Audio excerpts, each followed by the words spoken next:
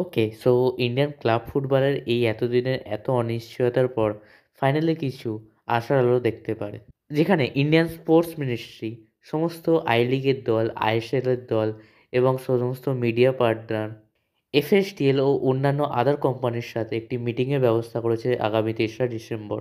এবং হয়তো সেদিনই আইএসএল নিয়ে কিছু সুখবর বেরিয়ে আসতে পারে।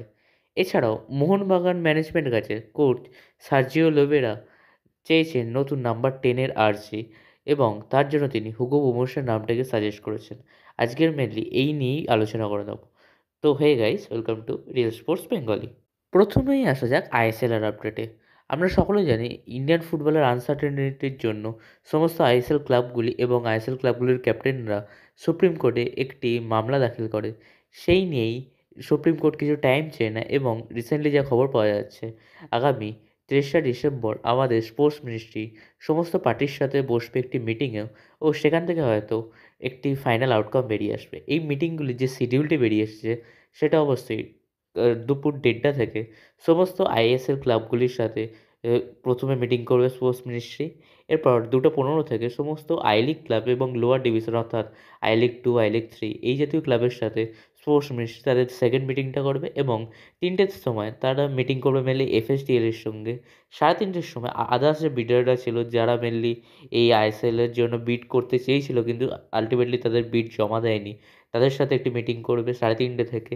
এরপর ৪টে থেকে সমস্ত ব্রডকাস্টার্স এবং ওটিটি প্ল্যাটফর্ম যারা মেনলি আইএসএলকে টিভিতে দেখায় তাদের সাথে মিটিং করবে এবং ৪:৩০ থেকে এই যে সমস্ত পার্টিদের সাথে আগে এফএসটিএল আলাদা আলাদাভাবে মিটিং করলো তাদের সবাইকে নিয়ে একটি মিটিং করবে, যে মিটিংটা যতদূর সম্ভব যে শোনা যাচ্ছে বিকেল ৬টা অবধি চলবে। এবং এরপরই স্পোর্টস মিনিস্ট্রি তাদের ফাইনাল আউটকামে আসবে এবং হয়তো আমরা আইএসএল নিয়ে একটি সুখবর পেতে চলেছি, যা থেকে স্পষ্ট যে আইএসএল পরবর্তী বছরের জানুয়ারি থেকেই শুরু হয়ে যেতে পারে। এখন আশা এটাই রাখবো যে মিটিংটি যেন খুব ভালোভাবে হয় এবং আইএসএল নিয়ে একটি সুখবর বেরিয়ে আসে। তো আপনাদের কি মনে হয় আগামী ৩ তারিখে আমরা আইএসএল নিয়ে কিছু সুখবর পেতে চলেছি? অবশ্যই কমেন্টে জানান।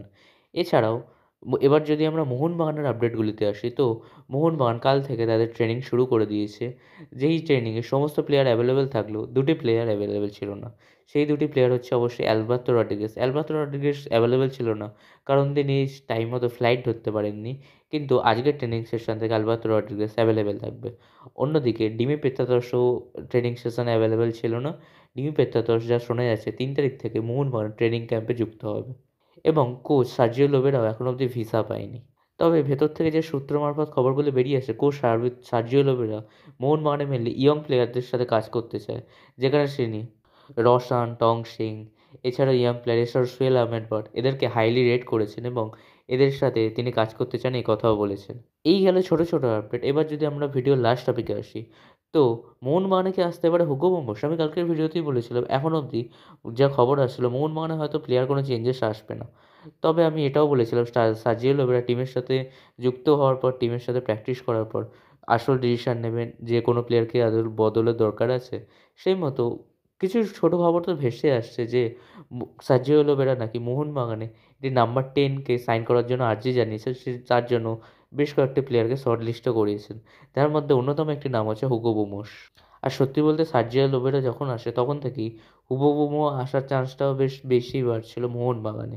এখন সত্যি বলতে ফাইনাল কিছুই বলা যাচ্ছে না, তবে চান্সেসটা হাই আছে যে হুগো বুমোস হয়তো মোহনবাগান এলেও আসতে পারে। তো এই বিষয়ে আপনাদের কী মতামত অবশ্যই কমেন্টে জানান।